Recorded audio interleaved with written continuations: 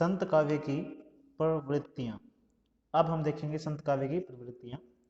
इससे पहले हमने कुछ प्रवृत्तियां देखी है, उससे आगे देखते हैं। तो आप कह सकते हैं माया का विरोध। माया का विरोध। आप बताएंगे कि संत काव्य धारा में इन्होंने माया का विरोध किया। ये जो संत कवि है, ये संत कवि ईश्वर से मिलन के मार्ग में माया को बाधा के रूप में देखते हैं। इन्होंने माना है कि माया बाधा है जो हमें ईश्वर की प्राप्ति नहीं होने देगी, और इन्होंने जो है ये प्रभाव जो है नाथों से, सिद्धों से, उससे ग्रहण किया। और माया का वर्णन जो है इन्होंने ईश्वर जो है उसके बारे में भी विचार रखे और माया को उसमें बाधा मानते हुए कहा। देखिए कि इन्होंने कहा है कि मिथ्या ज्ञान ही माया है। एक तो ये कहा कि अगर किसी को ज्ञान नहीं है, क्योंकि देखिए ईश्वर के मार्ग में बाधा है, और बाधा क्या होगी, ये मानते हैं ज्ञान नहीं होगा, यानी मिथ्या ज्ञान, झूठा ज्ञान है वो माया है। और झूठा ज्ञान क्या है, ये संसार है। इन सारी चीजों को उन्होंने झूठा ज्ञान माना है। सांसारिक जो संबंध है उनको भी उन्होंने क्या है, मोह माया के रूप में स्वीकार किया है। और वो क्या कहते हैं, महाठगिनी शब्द का प्रयोग भी किया है कबीरदास ने। उनकी पंक्ति भी देखेंगे हम।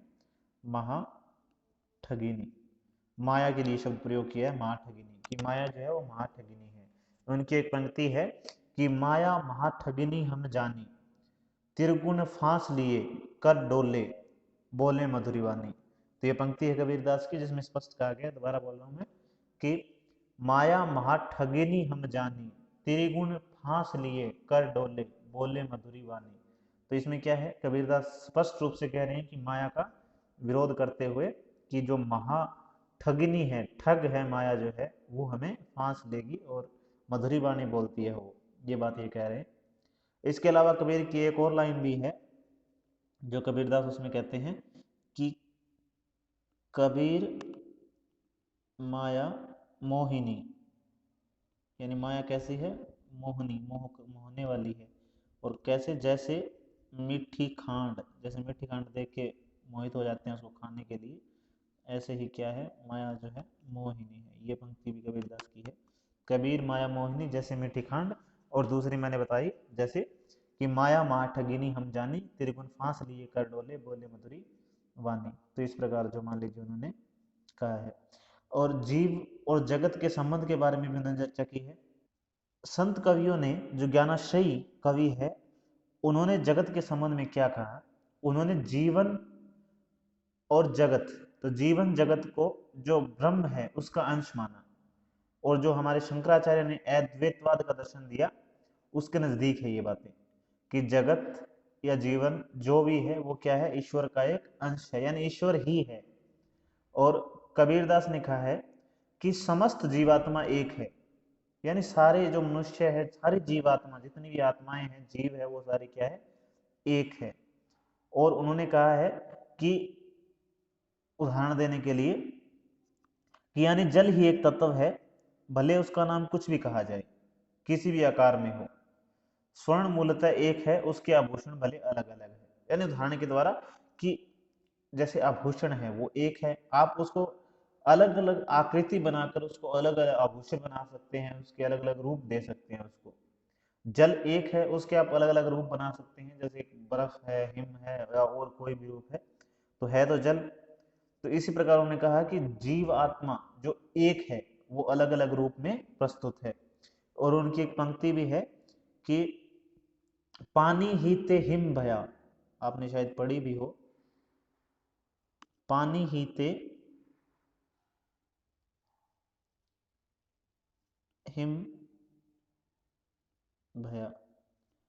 ये पॉइंट कौन सा है हमारा, जीव और जगत के बारे में बता रहे हैं कि जीव क्या है, जगत क्या है। तो इसका नाम क्या है पॉइंट का, जीव और जगत। पानी ही ते हिम भया,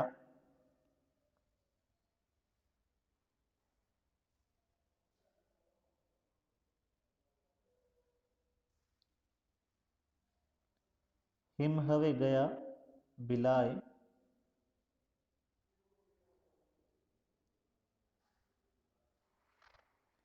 जो कछुता सोई भया।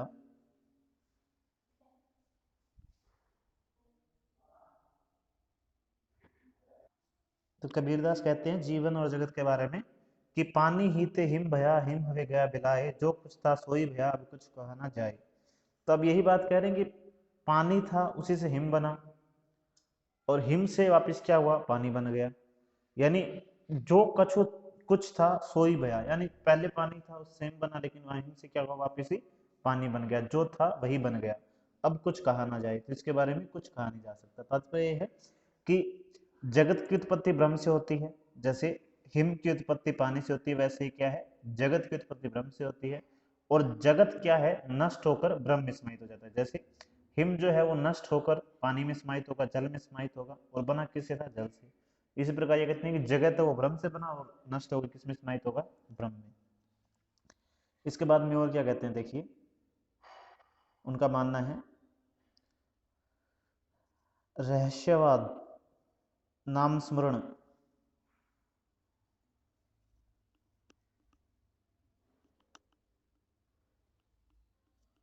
रहस्यवाद नाम स्मरण और प्रेम भावना उनमें है। तो रहस्यवाद क्या है, देखिए उन्होंने अनेक रहस्यात्मक कृतियां लिखी है, और अगर उन पर प्रभाव देखा जाए रहस्यात्मक कृतियों के ऊपर, तो एक तो नाथ साधना का प्रभाव है, नाथों का प्रभाव, और एक जो शंकर का अद्वैतवाद है उसका प्रभाव है। तो शंकर के अद्वैत,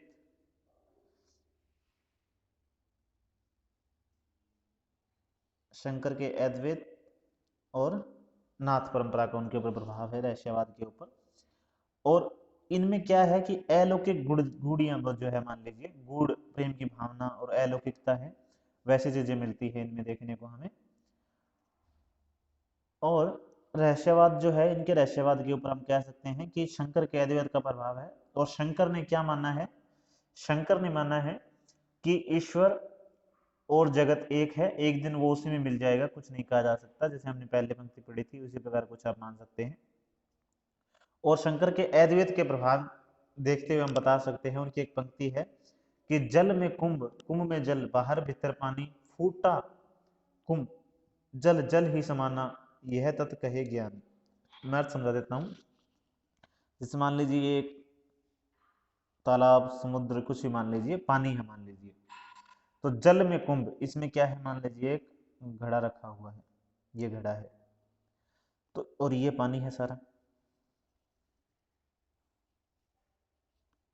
ये क्या कह रहे हैं, जल में कुंभ, ये जल है, जल के अंदर क्या है, ये कुंभ घड़ा है, और कुंभ में जल, और घड़ा है, इसके भीतर भी क्या है, पानी है। तो इतना स्पष्ट हुआ कि जल है, इसमें कुंभ है यानी घड़ा है, और कुंभ में जल है, जल में, और बाहर भीतर पानी, घड़े के बाहर यहाँ भी पानी है, और घड़े के भीतर, कुंभ के भीतर यहाँ भी पानी है। फूटा कुंभ, ये घड़ा मान लीजिए फूट गया, जल जल ही समाना, ये घड़े का पानी है, ये इस जल में ही समाहित हो जाएगा, यह तथ्य है ज्ञानी। ज्ञानी है जो ऐसे तथ्य कहता है, तथ्य है कि ये मान लीजिए ब्रह्म है, और ये मान लीजिए जीवात्मा है। तो जीवात्मा अलग है इस घड़े रूपी माया के कारण, घड़े के कारण। जब ये घड़ा रूपी माया जो है टूट गया, तो क्या होगा, ये इसी में समाहित हो जाएगा, और इस पानी को आप, घड़े के पानी को, और जो ये सागर, समुद्र या तालाब, जो भी पानी है जिसमें घड़ा है, इन दोनों पानी को आप अलग नहीं कर सकते। तो इसी प्रकार ये ज्ञानी कह रहे हैं कि जल में कुंभ, कुंभ में जल, बाहर भीतर पानी, फूटा कुंभ, जल जल ही समाना, यह तत् कहे ज्ञानी। इसके अलावा जैसे संत काव्य में रहस्यात्मक युक्तियां हमें जो है, हठ योग की रहस्यवाद है और सूफी मत से प्रभावित युक्तियां हैं, वो भी दिखती है। इनके रहस्यवाद को रामचंद्र शुक्ल की भाषा में अगर कहें, तो रामचंद्र शुक्ल ने इनके रहस्यवाद को साधनात्मक रहस्यवाद नाम दिया है। साधनात्मक, वैसे इनमें भावनात्मक रहस्यवाद भी दिखता है, लेकिन रामचंद्र शुक्ल ने प्रमुख रूप से इनके रहस्यवाद को साधनात्मक माना। और साधनात्मक रहस्यवाद कहाँ है, तो नाथ पंथ है, हठ योग है, वो क्या है, साधनात्मक रहस्यवाद है। जबकि सूफी परंपरा में कौन सा रहस्यवाद है, तो वो है भावनात्मक रहस्यवाद। और साधनात्मक रहस्यवाद, हठ योग योग रहस्यवाद है, उसमें क्या क्या शब्द है, जैसे मान लीजिए कुंडलिनी चक्र है, तो कुंडलिनी है, कुंडलिनी चक्र है मान लीजिए। इसके अलावा जैसे मान लीजिए नाद है, और जो नाड़ियां मानी इन्होंने, इंगला जो है मान लीजिए, और एक पिंगला है, ईड़ा नाम नाम की भी नाड़ी इन्होंने मानी है। तो ये सारे शब्द प्रयोग किए, और इन सारे शब्दों के माध्यम से इनका मानना है कि हमारे शरीर में जो है 7 चक्र है, और उन चक्रों को पार करते हुए हमारी जो कुंडलिनी है, आप ज्ञान मान लीजिए या उसको जो है कुंडलिनी, जो आत्मा मान लीजिए, जो कुंडलिनी है उसको हमें अंतिम चक्र तक पहुंचाना है और उसके बाद हमें ज्ञान प्राप्त होगा। और इस प्रकार की जो उक्तियां हैं और इन सारी चीजों को कहा जाता है रहस्यवाद।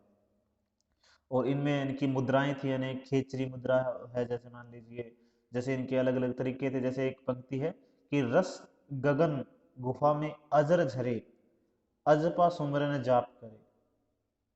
तो ऐसी ऐसी पंक्तियां। तो ये क्या है, रहस्यवाद है, यानी ये साधारण समझ नहीं आती। ये पंक्ति बाहर के बारे में नहीं, ये शरीर के अंदर के बारे में है। एक पंक्ति है कि अवधु गगन मंडल घर कीजे, अवधु गगन मंडल घर कीजे, अमृत झरे सदा सुख उपजे, वंक नली रस पीजे। अब ये पंक्ति क्या है, ये पंक्ति शरीर के अंदर की है, कि एक मुद्रा है जिसमें अपनी जीभ को, अपने गले से जो है एक रस टपकता है, अपनी जीभ को उस रस का अगर एक बूंद भी मिल गया तो मोक्ष प्राप्ति हो जाएगी, ऐसा कुछ मान के। और उनके अंदर अंदरूनी जो मान लीजिए इनकी जो षट चक्र भेदन की प्रक्रिया है, इनसे संबंधित जब बातें ये करते हैं और ये जब प्रक्रियाएं सारी चर्चा करते हैं, तो वो किस में आती है, रहस्यवाद के अंतर्गत आती है। और प्रतीकों के द्वारा इन्होंने अपने रहस्यवाद को जो है वो व्यक्त किया है। और इसका दूसरा माध्यम हम कह सकते हैं कि ये जो ईश्वर को प्राप्त करना चाहते हैं, लेकिन इनकी जो प्राप्त करने का तरीका है वो आंतरिक तरीका है, अंदर की कुंडलिनी आदि से। और इसीलिए इनकी जो पंक्तियां हैं वो कौन सी हो जाती हैं, साधनात्मक रहस्यवाद की। अब जो है मान लीजिए हम कह सकते हैं एक वैष्णव चिंतन का प्रभाव।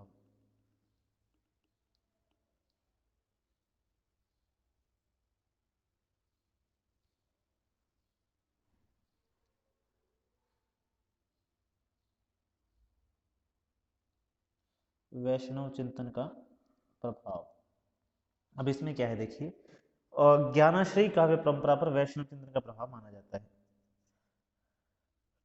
कबीर के बारे में, या कबीर ने बार बार जो है वैष्णवों की प्रशंसा भी की है और शाकत की निंदा की है, मान लीजिए। और इसका जो हमें क्या मिलता है, वैष्णव में जो है मान लीजिए तत्व माना जाता है जिसे बोलते हैं अहिंसा। अहिंसा जो है वो हमें क्या है, देखने को मिलती है संत कवियों में। और अहिंसा का तत्व जो है, इसके बारे में विद्वानों का मानना है कि जो अहिंसा का तत्व है संत काव्य में, वो तत्व आया है वैष्णव चिंतन परंपरा से। और वैष्णव चिंतन परंपरा से अहिंसा का तत्व लिया। और इनकी एक पंक्ति है, बड़ी अच्छी पंक्ति है, जिसमें कहते हैं, बकरी पाती खात है ताकि काढ़ी खाल, जो नर बकरी खात है ताको कवन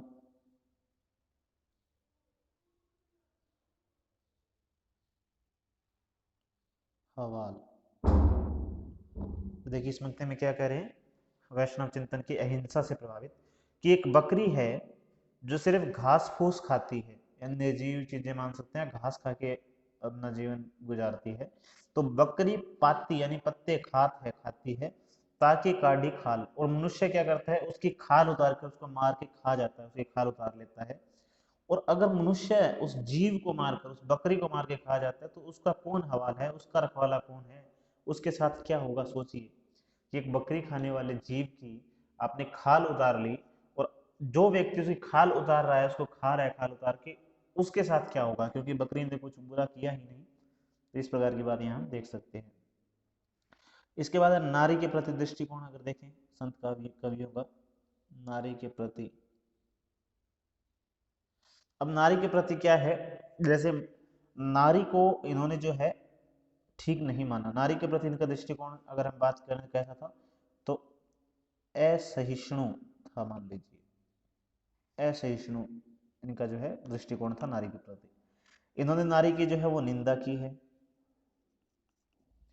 और ये अगर देखें कहाँ से आया प्रभाव, तो इन्होंने जो है बौद्ध जो है उनको जो वो खत्म हुए या उनका जो पतन हुआ उसमें नारी की भूमिका को इन्होंने देखा। और नाथ परंपरा है वो नारी को जो है निंदनीय मानते ही है, नाथ परंपरा में नारी को अच्छा नहीं माना जाता। तो इनका पतन में नारी की भूमिका मानी और इन्होंने नारी को ठीक नहीं माना। और संत कवि ज्यादातर बौद्ध यानी जो भिक्षु सिद्ध थे, मान लीजिए बौद्ध की जगह हम सिद्ध का प्रयोग कर देते हैं, यहाँ पे ज्यादा बढ़िया रहेगा। तो सिद्ध जो है मान लीजिए, तो सिद्धों के पतन का कारण आप मान सकते हैं वो नारी थी। और नाथ जो है मान लीजिए वो नारी को त्याज्य और नारी को ठीक नहीं मानते थे। तो इसी प्रकार बौद्धों के यानी सिद्धों के, नाथों के, ये सारी चीजें देखकर क्या हुआ कि नारी को इन्होंने निंदनीय माना। अब नारी की निंदा की है इन्होंने। अब इनकी पंक्ति देखते हैं क्या है।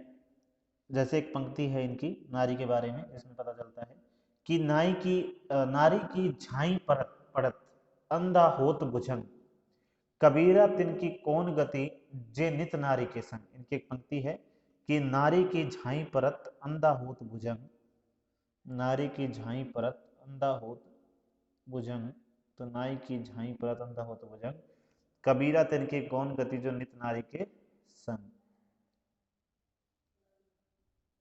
पंक्ति आपको आराम से मिलेगी, कहीं भी मिल जाएगी, इसलिए मैंने लिखी नहीं पूरी। तो ये कह रहे हैं कि अगर स्त्री की छाया पड़ने से, छाया पड़ने से भुजंग यानी सांप जो है वो अंधा हो जाता है सिर्फ उसकी छाया पड़ने से, तो जो व्यक्ति हर रोज नारी के संग रहता है उसकी क्या गति है, उसके साथ क्या होगा। अगर नारी की छाया पड़ने से सांप अंधा हो जाता है तो जो नित्य नारी के संग रहता है उसका क्या हाल है। तो ये देख सकते हैं नारी को इन्होंने माया रूप में देखा और नारी का विरोध किया, नारी को माया रूप में माना कि नारी भी क्या है, माया है जो मनुष्य को इन बंधनों में फंसा के रखती है और ईश्वर प्राप्ति में बाधक है। लेकिन ये एक तरफा दृष्टिकोण होगा।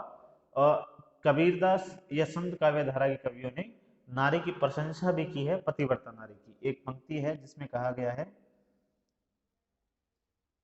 पतिव्रता मैली भली काली कुचित करूप, पतिव्रता के नाम पे वारो कोटि स्वरूप।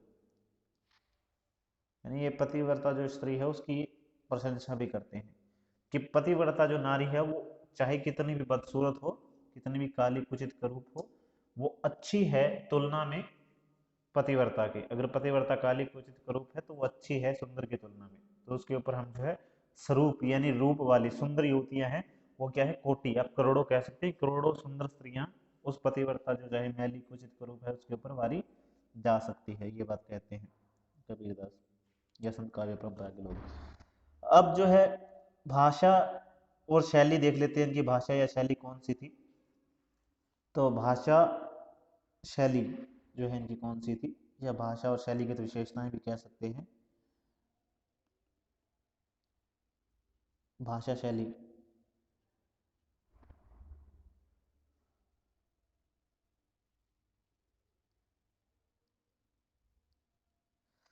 अब इसमें क्या है देखिए, इनके काव्य का रूप कौन सा था। अगर बात करें काव्य के रूप से तात्पर्य है कि मुक्तक था या प्रबंध था, तो इनके काव्य का रूप कौन सा होगा, मुक्तक, मुक्तक काव्य लिखा है इन्होंने।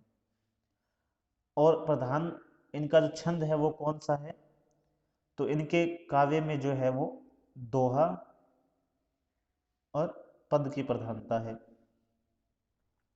पद इनके गेय है। और इसके अलावा जो इनकी भाषा की बात करें तो ये तो इनके काव्य का रूप आप मान सकते हैं कि मुक्तक है, दोहा और पद इन्होंने ज्यादा लिखे हैं। इसके अलावा इनकी जो मान लीजिए भाषा है वो क्या है, रामचंद्र शुक्ल ने कबीरदास की भाषा के लिए एक शब्द प्रयोग किया है जिसका नाम है सदुकड़ी। श्यामचंद्र दास ने इनकी भाषा को कहा है पंचमेल खिचड़ी, यानी 5 जो बोलियां या भाषाएं हैं उनसे मिलकर बनी हुई। तो इनकी जो भाषा है उनमें भोजपुरी, ब्रज भाषा जो ब्रज है, खड़ी बोली, राजस्थानी, ये सारे जो है पंजाबी, इन सब का मिश्रित रूप जो है उनमें देखने को मिलता है, इसीलिए इन्होंने ऐसा कहा। इसके अलावा जो है इन्होंने क्या है, प्रतीकों का प्रयोग किया, जैसे हंस प्रतीक है, आत्मा का प्रतीक मान लीजिए, मानना हंसा जाइए केला बार बार कबीरदास से मिलता है। इसी प्रकार और इनके दीपक जैसे प्रतीक है, सरोवर इनका प्रतीक ना है मान लीजिए, वृक्ष पक्षी ये सारे प्रतीक रूप में इन्होंने प्रयोग किए। और इनका जो अलंकारों की बात करें तो आप सोच के देखिए कि ये सारे जितने भी संत काव्य के कवि थे, ये सारे पढ़े लिखे थे या अनपढ़ थे? अनपढ़ थे, पढ़े लिखे नहीं थे। कबीरदास की पंक्तियां उन्होंने कहा है, मसी कागज छुयो नहीं, कलम गयो नहीं हाथ, कि मैंने आज तक कागज में नहीं छुआ, कलम को हाथ में नहीं लिया। तो क्या इन्होंने काव्य शास्त्र पढ़ा होगा, रस रस छंद अलंकार पर पढ़ा होगा, या ध्यान दिया होगा कि हमारे काव्य में रस अलंकार आ रहे हैं या नहीं? तो नहीं। तो इनके काव्य में अलंकार का प्रयोग कैसा हुआ है? सायास हुआ है, यानी जानबूझकर इन्होंने प्रयोग नहीं किया, अपने आप प्रयोग हुआ है। सायास प्रयोग इनके काव्य में अलंकारों का प्रयोग हुआ है, जो क्या है, सॉरी सायास नहीं हुआ, अनायास हुआ है। दो शब्द बताने थे आपको, मैंने ये बोल दिया मिस्टेक से, अनायास। सायास का अर्थ होता है जानबूझकर, सायास यानी अपने आप नहीं होना, बल्कि जानबूझकर उसका प्रयोग करना। अनायास, अनायास का मतलब है अपने आप प्रयोग। तो हम कहेंगे कि अलंकारों का प्रयोग सायास नहीं हुआ, बल्कि अनायास रूप से, या फिर जो हम बोल सकते हैं स्वाभाविक, अनायास की जगह शब्द प्रयोग कर सकते हैं, स्वाभाविक प्रयोग किया इन्होंने। और इनके छंद बताइए हमें, दोहा चौपाई है, सोरठा, इन छंद में लिखा। तो हम बताएंगे सायास का मतलब है कि जानबूझकर प्रयोग करना, अपने आप जानबूझकर प्रयोग करना। और अनायास है स्वाभाविक प्रयोग, जिसको बोल सकते हैं कि जानबूझकर कुछ नहीं किया गया, अपने आप ही जो है वो हो गया।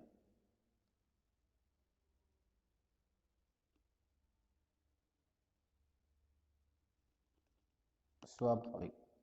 तो सायास जानबूझकर प्रयोग नहीं किया, यानी सायास प्रयोग नहीं किया, अनायास किया यानी स्वाभाविक है, अपने आप होने वाला। तो ये हमारा हुआ संत काव्य की विशेषताएं या संत काव्य की प्रवृत्तियां। इसमें लगभग सारे जो हमारे बिंदु है वो हो चुके हैं, फिर भी अगर किसी को दिक्कत हो तो आपको बता दिया जाएगा।